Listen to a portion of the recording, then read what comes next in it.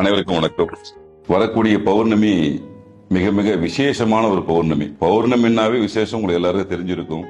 அதை தாண்டி ஒரு முக்கியத்துவம் என்னன்னா, முருகப்பெருமானுடைய பர்த்டே அன்னைக்கு வருது. தமிழ் கடவுள் நம்ம எல்லாம் காக்கக்கூடிய கலியுக தெய்வம் முருகப்பெருமான் அவதரித்த திருநாள் வைகாசி மாசம் விசாக நட்சத்திரத்துல முருகப்பெருமான் அவதரித்தார். ஆனா 22ஆம் தேதி காலையில 8:18க்கு விசாக நட்சத்திரம் ஆரம்பிக்குது. அப்பதான் அவருடைய அவதரித்த திருநாள். மறுநாள் காலையில 9:45 வரைக்கும் விசாக நட்சத்திரம் இருக்கு. வைகாசி விசாகம் அப்படின்ற ஒரு புனித நாள்.